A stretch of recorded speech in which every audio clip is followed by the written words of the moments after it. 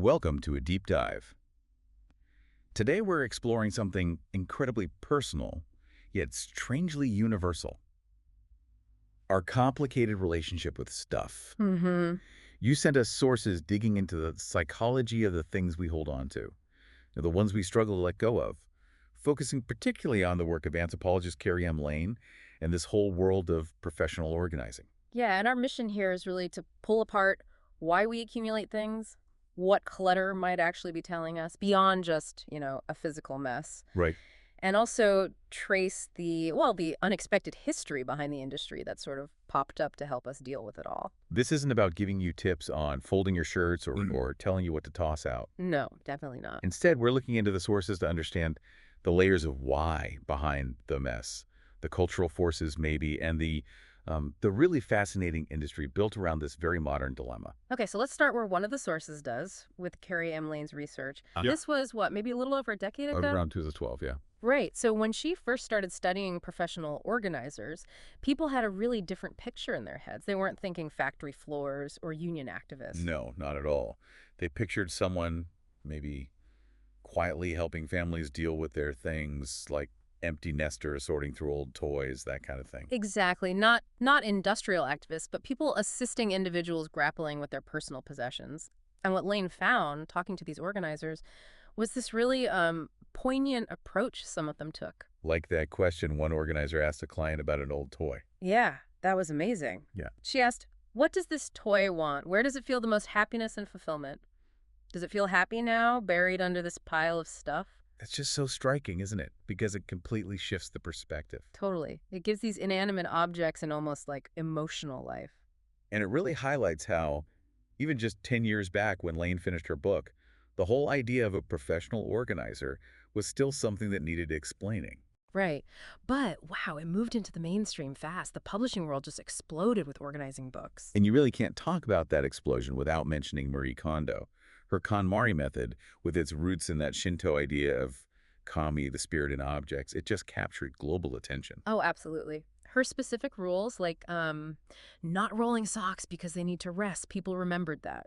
And her big question, does this spark joy? That became a global catchphrase, didn't it? It really did. Her book sold, what was it, like 14 million copies just in the US, and the Netflix show was massive. Huge. It sparked this huge wave of tidying enthusiasm, but also, a fair bit of playful mockery, too. I remember seeing memes like me asking my electricity bill if it sparks joy. Ah, It just became this cultural touchstone, whether you loved the method or just found it kind of funny. definitely.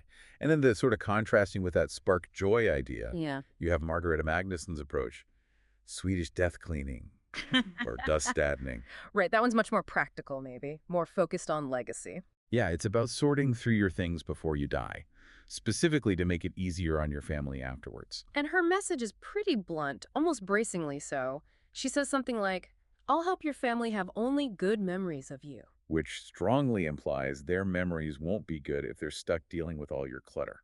It's a powerful motivator, for sure. And then, if we fast forward just a bit, the pandemic obviously changed everything about our relationship with our homes and the stuff in them. Oh, massively. Home organizing became this huge hobby during what one source called the Great Purge, kind of echoing that term from the Great Depression. Right. People were stuck at home, they had time on their hands, and they were suddenly face to face with all their possessions. It's true.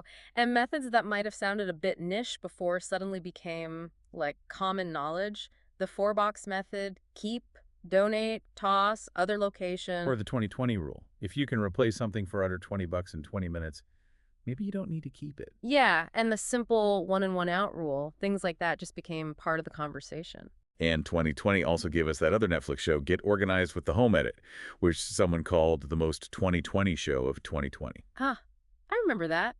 That show seemed okay with you having lots of stuff, actually, as long as it was stored nicely. And organized by color, the whole ROYGBV thing. Right. So, looking at all this, you can see how decluttering went from being maybe a private chore or a niche interest to this really visible cultural movement. Yeah, it's not just reality TV anymore. It pops up in fiction, like those Mary Jane Maffini mysteries where an organizer solves crimes. Oh, really? Yeah, or in movies and definitely in sitcoms. The Big Bang Theory, Modern Family, they use clutter or organizing for plot points or character jokes all the time. But, despite all this visibility and enthusiasm, it seems like not everyone is fully on board with the whole tidiness revolution. Organizers still face some pretty strong, polarized opinions. That's interesting. Why is that? Well, critics argue the focus on just discarding things can be kind of insensitive.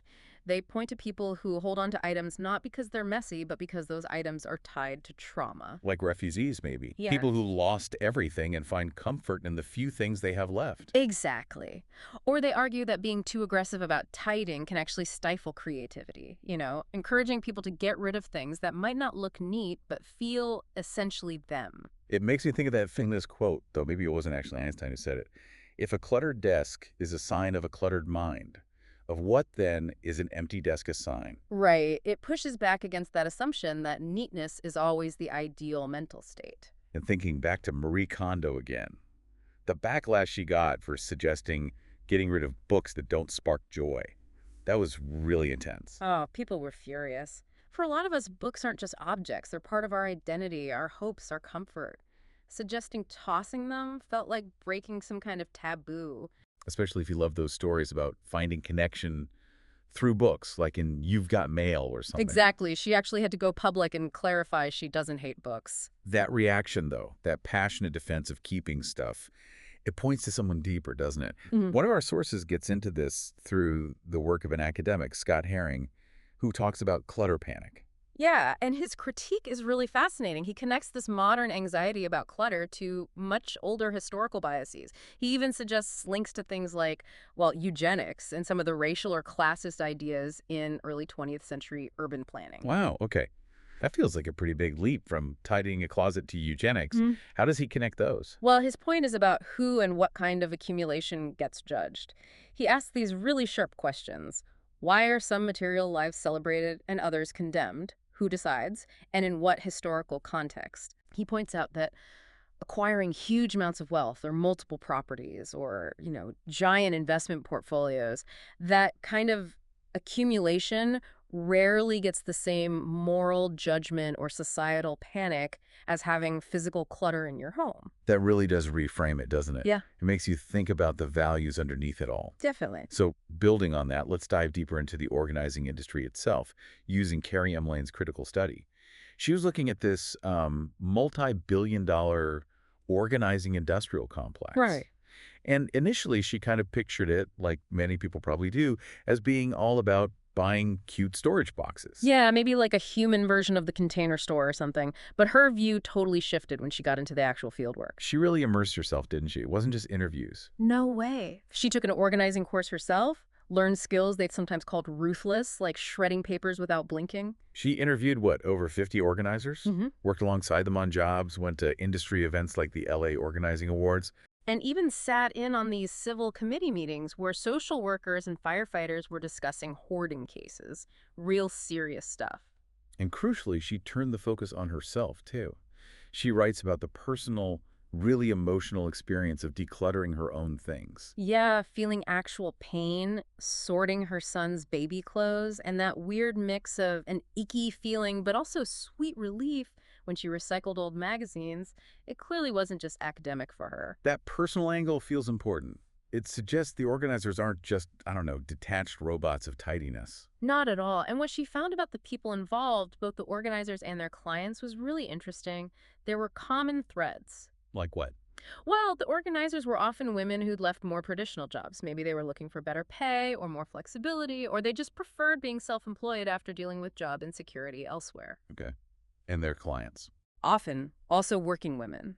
Women still carrying most of the load at home, feeling overwhelmed, stressed out, sometimes dealing with debt, facing really similar pressures to the organizers themselves, actually. So they were meeting, as Lane puts it, in this sea of disposable goods. Exactly. And it wasn't just about cleaning up. It was this whole package deal involving anxiety about the clutter, maybe trying to fill emotional gaps, and definitely buying things they didn't have the time or space or energy to actually use. Which leads to Lane's provocative idea that maybe therapist for capitalism is a better term than clutter therapist. Right. And I think that phrase, therapist for capitalism, is one of the most powerful takeaways from her work.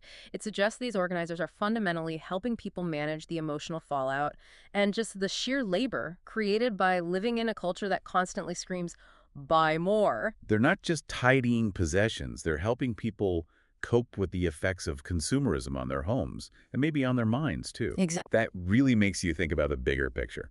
If we zoom out even further, historically, where did all this stuff come from? The sources trace it back way before today's kind of industrial clutter. Yeah, they point a finger squarely at the Victorian era. Houses just got packed with what they call useless collectibles. Things that weren't functional, necessarily, but showed you had status, perceived luxury. Right. Magazines like The Delineator were apparently telling parlor people how to fill their homes with stuff like, I don't know, dog-shaped doorstops, fancy hair pieces, elaborate dried flower things. More was definitely more back then. But that excess eventually led to a backlash, right? Mm-hmm. Reformers, inspired by people like William Morris. Who felt all this mass-produced stuff was pushing out real craftsmanship, real art. And their ideas got traction in the progressive era, pushing for simplicity, restraint, often tied into other social movements happening at the time. And critically, writers like Charlotte Perkins Gilman connected this accumulation directly to women's lives. In her book, Women in Economics from 1898, she argued women were basically burdened by all these possessions, forced to be attendants to objects instead of doing their own thing. Wow. And that pressure on women to ditch the Victorian clutter for something simpler, more modern, it continued. Charlotte Waite Calkins in 1916, in her Guide to Simple Living, was even calling out specific things, like items on sofa cushions, as unnecessary clutter. Ah, imagine. And interestingly, the sources also note that as women started moving into office work in the early 20th century, that seemed to influence ideas about space too. There was this headline like, "The touch of a woman has cleansed the office of its slovenliness." Implying women brought a new standard of tidiness, even outside the home. Yeah. But then, after World War II, you get this new tension. On one hand, there's this cultural push to clear out the old stuff, the past. But on the other hand, A flood of new consumer goods. Radios, mixers, appliances, all heavily advertised, especially with TV taking off. exactly. Homes started filling up again, decor came back, but women, many now also working outside the home, the office wives had even less time to manage it all. Which makes total sense why things like yard sales really took off in the 1960s. Yeah. A new way to deal with the outflow. And while people have always been paid to tidy, butlers, maids, secretaries, historically, it was always part of another job. It wasn't the main gig. Right, this idea of organizing as the profession, that's relatively new. Absolutely. One key moment, the sources flag, is a 1974 New York Magazine piece on Stephanie Winston. The headline was super direct. It's her job to tidy up your terrifying clutter. Terrifying clutter. I love that. Right. She wrote a book, apparently made decent money for the time, like $200 a day in the late 70s. But even she struggled to explain what she did. She called it an ununderstandable concept. It's wild how hard it was for people to get it. Standalyn Robertson tells a similar story from the 70s. She'd say she wanted to organize kitchens, and people would be like, Ah, being a housewife. exactly. She had to explain, no, it's a job. I go home when I'm done. It just shows how tied that work was to unpaid domestic labor in people's minds. Yeah. And pioneers like Barbara Hemphill and Maxine Ordesky starting organizing businesses in the 70s because they needed income and saw a need, they faced the same confusion. Barbara Hemphill's story about the $7 newspaper ad for filing services. Oh, yeah. The first calls she got were completely inappropriate because people couldn't conceive of hiring someone just to file papers. They thought it must be code for something else. Just incredible. So these women realized, okay, we need to formalize this, make it a real profession. Right. They started organizing themselves, formed an association in California in '84, a precursor to the national one. And get this, they had to fight for 3 years just to get organizing professional listed as a category in the Yellow Pages. 3 years. That just shows how new and unrecognized it really was. That groundwork, though, it paved the way. And around the same time, you also had minimalism sort of re-emerging as an idea. Duane Elgin's voluntary simplicity came out in the early '80s. Though that must have been pretty countercultural in the greed is good era. Oh, totally. Wanda Urbanska, who championed simplicity in the early '90s, said people initially thought she was basically a nutty cultist. But then came the turn of the millennium, Y2K, which created this different kind of moment, right? A desire to clear out the old, make space for the future. Yeah, and Real Simple magazine launched right then in 2000, promising simple, beautiful, actionable solutions, and it hit a nerve immediately. They had 150,000 subscribers before the first issue even came out. Wow. And the scale of our clutter problem today, it's just staggering when you look at the numbers the sources pull together. Like Americans wasting, what, 2.5 days a year just looking for lost stuff. Yeah. Or over a third of homeowners can't even park their car in the garage because it's full. And something like 11% of U.S. households rents off-site storage units. And the sheer number of storage facilities. Right. More of them in the U.S. than Starbucks, McDonald's, Dunkin' Donuts, and Pizza Hut combined. That's insane. Especially when you think that the average size of new homes has actually gotten much bigger over the decades. We have more space, but apparently still not enough. And there's that statistic that gets thrown around a lot that the average U.S. home has 300,000 items. Now, it's hard to know exactly how accurate that is. Right. How would you count that? Exactly. But the fact that the number is so widely repeated and, frankly, believable to people, that says a lot about the perception of just how much stuff we feel surrounds us. And it seems like everyone, industry folks, critics, academics, basically agrees on the main cause, right? Yeah. Consumerism. Plain and simple. Fast fashion. Tech that's designed to be obsolete almost immediately. The constant push for cheap goods often made under poor conditions. It all fuels this relentless inflow of items into our lives and homes. Which leads back to that critique we mentioned earlier that paying someone to organize your stuff can feel like just another symptom of the problem, like a disease of the rich or just extending the cycle of overconsumption. Which brings us back full circle almost to Carrie M. Lane's perspective. She sees clutter not just as, a messy house problem, but as a symptom of something deeper, a serious social malaise. Affecting people across different classes, often people who are overworked, stressed out, maybe feeling unfulfilled. They're too busy to organize, yes, but maybe more importantly, they're too busy to actually enjoy life in a way that would give meaning to the things they own. It's that paradox, isn't it? Buying stacks of beautiful notebooks but being too busy to ever write in them. Or collecting airline miles, but never taking the trip. Buying decluttering books you never actually read. Right. And Lane has this concept she calls hope shopping. Hope shopping. Yeah. It's buying things that symbolize a future aspiration, something you hope to do, or someone you hope to be. But that hope never quite turns into action or reality. Like the example she gives of the retired client with all the German language tapes. Exactly. Holding on to them because he thought he might get a job in the Netherlands someday where German could be useful, even though he wasn't actively looking or likely to move.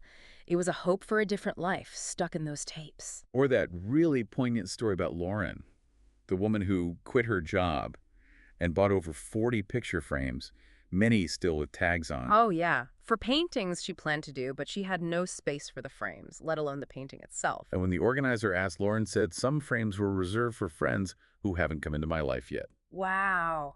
That's just such a powerful picture of buying for a deferred future, isn't it? For a life you haven't lived yet, or maybe feel you never will. It really shows how these objects become loaded.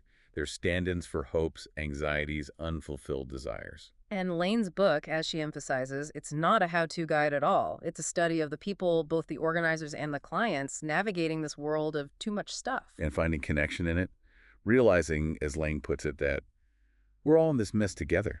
Yeah. They're not just sorting socks, they're helping people grapple with the emotional weight and the practical realities of living in a society just saturated with goods. So, wrapping up this deep dive, it feels clear that clutter is way more than just physical mess. It's tangled up with history, with economics, with psychology. Absolutely. Deep historical roots tied to how we consume, social expectations, fueled by modern consumerism, and deeply connected to our emotions, our hopes, our stress, our feeling of being overwhelmed. And the organizing industry really emerged from that. A response to a real need, facing its own challenges and criticisms, but ultimately dealing with the downstream effects of a society that pushes us to acquire so much. And it leaves you thinking about those unused items we hang on to.